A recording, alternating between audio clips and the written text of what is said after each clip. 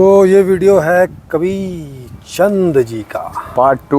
हाँ, कवि चंद महाराज वो कह रहे हैं कि देखो भैया और उनके वीडियो का जो लिंक है, वो कथाकार हैं, उनके जो वीडियो का लिंक है वो नीचे कमेंट बॉक्स में मिल जाएगा जी। वो क्या कह रहे हैं, वो कह रहे हैं कि देखन भाई, आप जो कुछ करते हो अगर उसमें अपने करने का अहंकार पाल लेते हो तो वो का जो फल है वो तुमको मिलेगा।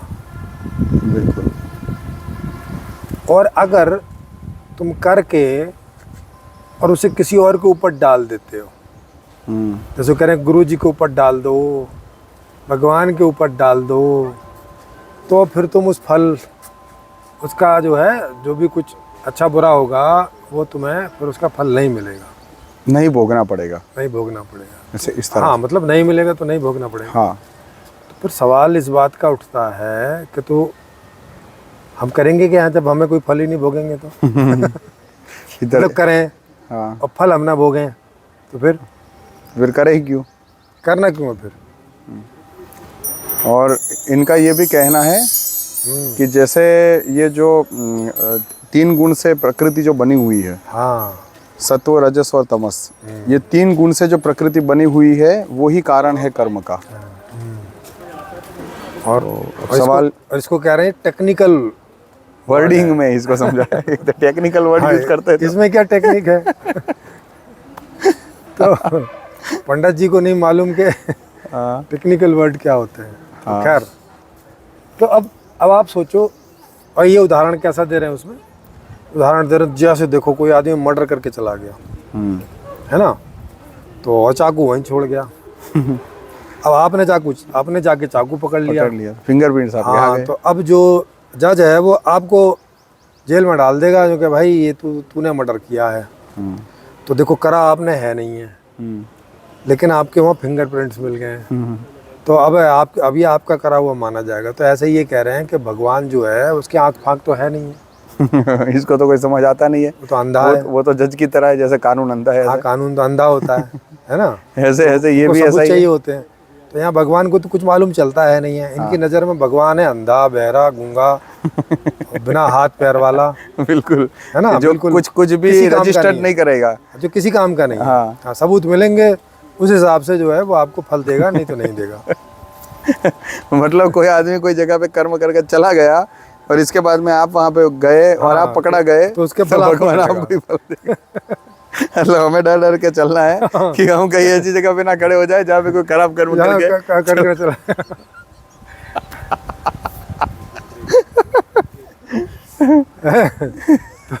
और व्हाट अ जोक। हाँ, और जो बस बढ़िया बढ़िया वाले काम है वही बोलने का वो मैंने किए हैं। जो भी खराब काम करो भगवान के ऊपर डाल दो जो कि ये उनने किया है, हाँ तो उसका फल भगवान को मिलेगा, हमको नहीं मिलेगा। है नहीं, कल चालूपंथी की बात है। जी जी जी। नहीं ऐसे होता है कोई भला। मुझे ये अभी एक मेरे दिमाग मतलब एक पार्ट में से ये चीज़ अभी हो रही है याद की, जब मैं कॉलेज में था, बिफोर 50-60 ईयर्स बिफोर, तो उस समय ना कुछ 2-3 दोस्तों ने क्रिश्चियन धर्म धारण किया था इकोनॉमिक्स के चक्कर में, कि भाई वो बोलते थे कि आप क्रिश्चियन धर्म अपनाओगे तो बोले ये हो जाएगा है ना, और हम लोग जो है वो फीस वगैरह दे देंगे। हाँ, तो उसी चक्कर में इन लोगों ने मुझे तो बोला कि यार अब तुम्हें पता है इसका नाम क्या है? मैंने कहा इसका नाम तो रोहित है। बोले रोहित नहीं है, अब ये हो गया माइकल हो गया। मैंने कहा साला ये क्या हो गया इसका? रॉबर्ट माइकल ऐसा कुछ बना दिया नाम। फिर दूसरे का तीसरे का, तीनों वहाँ के चौधरी थे, BSc एग्रीकल्चर कर रहे थे वो। तो भाई मैं तो चौंक गया, मैंने कहा यार ऐसा क्यों करना पड़ा, जो कि उस समय मुझे इतना ये इकोनॉमिक्स का वो आइडिया नहीं था, लेकिन दिखता तो है कि भाई इनकी थोड़ी पुअर परिस्थिति है तो इनको इकोनॉमिक्स तो चाहिए, तो पैसे के लिए वो बन गए थे। तो अब वो मुझे समझाते हैं कि यार ये तो हिंदू धर्म से काफ़ी सरल है। मैंने कहा क्या हुआ? बोले इसमें तो सवेरे से शाम तक जो भी पाप करो, रात को जीसस से वो करना कर दो, जीसस सारे पाप धुल देता है। मैं कहा भाई क्या बात है, कहाँ से लेके आए ये क्योंकि मैं भी उस समय तो सन्यासी था, वो उसमें सब जाता था और सब ध्यान वगैरह करता था, समझता था, तो कम से कम इतना लॉजिक तो था ही था कि भाई ये तुम कहाँ से उठा के लेके आए। बोले हम नहीं, वो पादरी बोल रहे हो। पादरी बोलते हैं कि देखो ये धर्म अपनाने के बाद में तुम्हारा ऐसा कल्याण हो जाएगा। तो बस इनके ये भी यही बोल रहे हैं कि इस तरह से आप बस कर्म को ऐसे छोड़ दो। हाँ, भगवान को छोड़ दो। एग्जाम्पल के रूप में इन्होंने अभी वो सेठ की, संतोष जैन सेठ की बात करी हाँ, जो कि ये पूरी कथा का आयोजन कर रहे हैं। जो किया है वो संतोष जैन जी ने किया है। और संतोष जैन जी जो है वो इनको पूछो कि आपने किया है तो वो बोलेंगे हाँ मैंने नहीं किया है। मैंने नहीं किया है तो सारा। हाँ, तो ऐसे इनका कोई कर्म उसमें बंधन होता नहीं है। फिर करा काहे के लिए, ये नहीं समझ में। हाँ, फिर करा काहे के लिए, दोनों के लिए। जब कोई फल तो चाहिए नहीं ना इनको चाहिए, ना जो सुनने वाले बैठे उनको चाहिए। और वो वहाँ उसमें चर्च में पादरी भी ऐसे ही करता होगा। हाँ। सुबह से शाम तक कुछ भी ऊट पटांग करता होगा, फिर बोल देता होगा बस जीसस आपका ही है। बिल्कुल मरेगा जीसस। बिल्कुल, है ना। सारा पाप करके डाल देंगे। सारे पाप उसके मत्थे होंगे, भरेगा वो। वैसे ही यहाँ भगवान के मत्थे सारे पाप डाल देंगे, बोलेगा अब तुम मरो भाई। और ये फिलोसॉफी को अगर न्यायपालिका अपना ले तब तो भाई को चोरी करके आया, नहीं जज ही पड़ेगा। नहीं, वहाँ जाके बोलती जस्सा भी तो सब आपने ही किया, हमने कुछ नहीं किया। जी जी आपने ही किया है, हम तो निरंकारी हो, आप ही हो सब कर्मधार। जज बोलेगा है मैंने किया। हाँ भाई हो गया, चलो तुम मुक्त हो गए। तुम तो मुक्त हो गए, चलो मैं जेल जा रहा हूँ भाई। मतलब कितनी इलॉजिकल बातें ये दे रहे हैं। कभी चंद जी सच में दिन में चांद देखते हैं। अब इसमें आप ये चीज़ समझ सकते हो कि जैसे ये जो मे वाला फंक्शन है वो हमारे अंदर इसीलिए ही प्रकृति, मतलब ये जो प्रकृतिगत ये जो डेवलपमेंट हुआ, इसमें ये चेतन इस तरह से ही विकसित हुआ है कि इसके पास करने के लिए कार्य, मतलब कर्म सुख है और साथ में कर्ता भाव है। अगर ये कार्य आपके द्वारा नहीं होना होता तब ये आप में ये कर्ता भाव वाला फंक्शन ही ना डालता। यस। जैसे कि हम अभी देखते हैं कि कोई कार वगैरह हम चलाते हैं, तो वो कार हम चलाते हैं कि कार हमें चलाती है? स्वाभाविक रूप से हम चलाते हैं। कर्ता भाव हम में है, उसमें तो कुछ है नहीं, वो तो जड़ है। तो ये जो चेतन है इसके अंदर ये कर्ता भाव बना ही रहेगा, ये अपने मैं से कैसे छूट सकता है? और अगर मैं वाला फंक्शन ये वाले स्ट्रक्चर से अलग हो गया तो फिर आफ्टर ये कॉन्शियसनेस काम कैसे करेगी? क्योंकि कॉन्शियसनेस में आई तो जनरेट होगा ही होगा, विदाउट जनरेशन कैसे वो प्रोसेस करेगा? फिर तो कॉन्शियस ही नहीं बोलेंगे। हाँ, कॉन्शियस ही नहीं बोलेंगे इसको। कॉन्शियस का मतलब ही है जिसमें कोई एक सेंटर है, लाइक उस तरह का रह जाएगा कि जैसे ये पेड़ पत्ते है, बस इस तरह का रह जाएगा, मतलब बायोलॉजिकल एक्टिविटी बनी रहे। और जैसे आप रात को नींद में सो जाते हैं तब आपका मे फंक्शन नहीं रहता वहाँ, तो आप कैसे हो जाते हो? बस इस तरह की स्थिति ये दिन में बनाना चाहते हैं, जबकि ऐसा हो नहीं सकता है। एक्चुअली ये मैंने किया है, इस सुंदरता का आनंद ही उनको लेना। जैसे महाराज जी से आप बोलोगे कि महाराज जी आपने कथा वहाँ पे जो कार्यक्रम था वो आपने कथा आपने सुनाई थी, वो ऐसा बोलेंगे? नहीं नहीं भाई वो तो मैंने किया ही नहीं। मैंने तो कहने करने वाले तो सब भगवान है। तो कोई पागल नहीं बोलेंगे इनको। ये कौन पागल है फिर? वो कौन था? ये कौन पागल आ गया? नहीं, और अपने चैनल पे डाल रहे हैं। अपने चैनल पे डाल रहे हैं। चैनल का नाम भी है कवि। बिना कर्ता भाव के ये कैसे हो सकता है? How it's possible? नहीं, और अभी हम इनका वीडियो इस्तेमाल कर लें, अभी ये कॉपीराइट क्लेम भेज देंगे। बिल्कुल। हाँ। तो ईगोलेस वाली कोई जो कॉन्सेप्ट है वो बिल्कुल इलॉजिकल कॉन्सेप्ट है। इलॉजिकल है, और चेतन होगा ही नहीं बिना ईगो के। यस, चेतन कॉन्शियसनेस है वो एग्जिस्ट ही नहीं करती है अगर आपके अंदर ये वाला फंक्शन ना हो तो। यस भाई, फिर वो कुछ करेगा क्यों? अब जैसे ही कथा करने वाले तो भगवान है, तो भगवान करे, ये क्यों कर रहे हैं? इनको करने का क्या मतलब है? इनका अपना कोई पॉइंट ऑफ व्यू होगा ना करने का, कि ये करने से मुझे मोक्ष मिलेगा, या मुझे धन मिलेगा, या मेरे बहुत सारे शिष्य हो जाएंगे, मुझे यश मान मिलेगा, मुझे ऐशो आराम मिलेगा। और इनका कोई टारगेट होगा ना। अगर ये ना हो, ये क्यों कथा सुनाएंगे? ये होता। और दूसरा ये भी है प्रेम जी की, जैसे हम जब भी अपने अंतःकरण का उपयोग करते हैं, है ना, जैसे हम मन का उपयोग करें, बुद्धि का उपयोग करें, या कोई भी ज्ञानेंद्रिय का उपयोग करें, तो वहाँ पे ये फंक्शन ऑटोमेटिकली होने लगता है कि जो मेमोरी बेस्ड जो पर्सनालिटी है, जिसने सब कुछ इकट्ठा करके चित्त में रखा हुआ है, हम उस डिपार्टमेंट को ओपन करते हैं और उसमें से बहुत सारी चीज़ें निकालते हैं। अगर वहाँ पे ईगोलेस वाला स्ट्रक्चर है तो वो मेमोरी कैसे वहाँ पे स्टोर रह पाएगी? बिल्कुल। क्योंकि जैसे मान लो ये महाराज जी ने पहले बहुत सारी किताबें पढ़ी होंगी, धर्म का ज्ञान लिया होगा, अगर ये सब ईगोलेस वाले प्रोसेस में होता तब तो ये मेमोरी इकट्ठी ही ना होती। क्योंकि जहाँ पे कोई फंक्शन करने वाला है ही नहीं, वो इकट्ठी करके क्या करेगा फिर वहाँ पे, है ना? तो फिर तो मेमोरी भी नहीं इकट्ठी होगी, क्योंकि उसका कोई रोल नहीं बचेगा। हाँ मैं वही बोल रहा हूँ ना मेमोरी भी तभी होती है जब वहाँ कोई चेतन होता है। हाँ, और वो कलेक्ट करके उसका कोई उपयोग करना चाहता है, तभी वो सुख दुख वाले डिपार्टमेंट जनरेट करता है ना। तो चित्त में तो ये वाला प्रोसेस ही नहीं बनेगा, फिर चित्त नहीं होगा, फिर माइंड भी नहीं होगा, क्योंकि जब चित्त नहीं है तो एनालिसिस क्या करना है, और कौन करेगा एनालिसिस? हाँ, और फिर तो आपको कोई पूछेगा कि भाई आप कौन हो, कोई बोला मैं तो हूँ ही नहीं, एग्जिस्ट ही नहीं करता हूँ, या फिर ऐसे बैठा रहेगा, ये भी आंसर नहीं करोगे। ये भी आंसर नहीं करोगे, क्योंकि ये आंसर करने वाला भी ईगो वाला है। तो ऐसे जो है बहुत सारे लोग मुर्दे हो रखे हैं अभी, ऐसी फिलोसॉफी को चलते हुए, या होने के प्रयास में है। हाँ, होते तो नहीं है, क्योंकि आई को कहाँ फेंकेंगे, मैं को कहाँ फेंकेंगे। लेकिन फिर भी आधे लोग तो आधे कोमा में तो चले ही जाते हैं कि आप उनको 4 बार पूछो तो वो जवाब देते हैं, और कई बार तो आपने ज्यादा 1-2 बार पूछ लिया तो चिढ़ जाते हैं, बोले आप हमारा ध्यान भंग कर रहे हो। और एक तो यहाँ महाराज हैं इधर ही, हाँ, ऋषिकेश में ही, उनका नाम है दशरथानंद महाराज। राम झूला से चलोगे लक्ष्मण झूला की तरफ, गंगा किनारे किनारे तो एक भागीरथी धाम करके आते, एक बड़ी सी वाइट बिल्डिंग आती है, आश्रम, तो उसके वो महंत थे।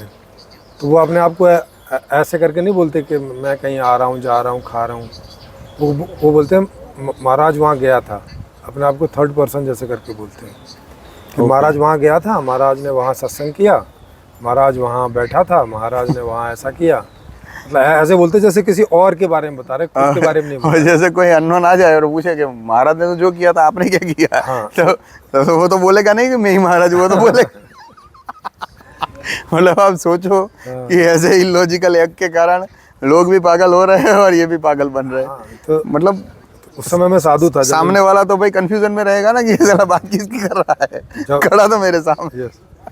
तो जब मैं उनसे पहली बार मिला और वो ऐसे बात कर रहे थे, मैं कह रहा था कि मैं इनसे इनके बारे में पूछ रहा हूँ, ये किसी और के बारे में बता वही ये कैसे हो जाएगा, क्योंकि वो तो बोलेगा नहीं ना कि मैं हूँ, हाँ मैं हूँ, मैं ही महाराज हूँ, वो बोले तो भैया अहंकार जागृत हो गया। तो मुझे जो है आधे घंटे में जाके पता चला कि ओहो ये अपने आप को महाराज बोल रहे हैं। जब उनकी बहुत सारी बातें सुन ली और तो मैंने उनसे पूछा, अच्छा आप अपने आप को महाराज बोलते हो? बोले हाँ हाँ हाँ। मैं कहा अपने आप को क्यों बोल रहा हूँ? मैं बोल देते ना, मैं आधे घंटे से चक्कर खा रहा हूँ कि आप किसकी बात कर रहे हो, मैं आपके बारे में पूछ रहा हूँ, आप पता नहीं किसकी बात या फिर इसको गले में ना ये सब बोर्ड लगा के घूमना चाहिए, हाँ, कि जब मैं महाराज बोल रहा हूँ तो मैं हमारे बारे में बात कर रहा हूँ। आप समझ लो कम से कम सामने वाला का तो ईगो ज्यादा गड़बड़ा ना जाए ना, मतलब सीधा सीधा चले। अब बताओ कैसे समझ में आएगा? अब हर आदमी ऐसे बात करने लगे थर्ड पर्सन के हिसाब से, समझ ही नहीं आएगा यार कौन किसके तो ये वो दृष्टा साक्षी होने के चक्कर में पागलबंदी कर रहे हैं। हाँ, अब जब वो महाराज किसी और के बारे में बात करते हैं, जब भी ऐसे ही बोलते हैं, अच्छा महाराज वहाँ गया था, महाराज वहाँ, आप बड़ा गौर से सुनना पड़ता है कि ये अपने वाले महाराज की बात कर रहे हैं कि दूसरे वाले महाराज की बात कर रहे हैं। क्योंकि भाई समझना पड़ता है, क्योंकि ये जो नाम दे रखा होता है हमारा, वो एक्चुअली बेसिकली आइडेंटिटी के लिए रखा होता है। हाँ। मतलब दूसरों से हमारी जो आइडेंटिटी अलग है, हाँ। वो हमारी आइडेंटिटी क्लैरिफाई हो कि ये इसके बारे में बात कर रहा है, इसके बारे में बात कर रहा है, इसलिए। यस। और कई बार तो क्या होता है, एक गांव में एक जैसे 2 नाम होते हैं तो उनके पिता के नाम से पूछना पड़ता है। तो इस तरह से जो लोग हैं वो उस तरह, अरे पिता के नाम भी सेम होते हैं तो दादा तक के नाम बोलने पड़ते हैं। बिल्कुल कि ये शिवराम चाचा वाला संजू या रमेश चाचा वाला संजू, तो बोले कि वो रमेश चाचा वाला, तब तो ठीक है, फिर वो घर उस तरफ। तो कहने का मतलब ये है कि ये नाम वगैरह, ये जो मैं हूँ या मैंने किया है, वो हम ये जो आइडेंटिटी है इसको एक्सप्रेस करने के लिए करते हैं कि या ये मैंने ही किया हुआ है। और ये जो मैं है उसका अपना एक आनंद होता है, जैसे उसका कर्म का भी एक आनंद होता है। आप अपना घर मानो कोई अच्छा इंजीनियर हो, इसने कोई बहुत सारी बढ़िया वाली बिल्डिंग बना दी, तो वो इसका आनंद ले सकता है कि ये मैंने बनाया हुआ है। यस, है ना। एक मजदूर भी आनंद ले सकता है कि इसमें हमारा भी रोल है, तो लाइक दैट वे। और इस तरह से ज्ञान का भी आनंद है ना। जैसे ये महाराज अभी अपना पूरा आनंद ज्ञान का ले रहा है, ऐसे बैठ के ऐसे सारे दिन में चांद दिखा रहे, झाड़ रहे सब, और ये अपना आनंद तो पूरा ले रहे ज्ञान का, लेकिन बोल रहे कि गोलेस। इतनी सारी माला पहनी हुई, फिर बोल दो महाराज आपने माला पहनी हुई है? नहीं ये तो भगवान ने पहनी हुई। अच्छा, तो तुम अपने आप को भगवान बोल रहे हो?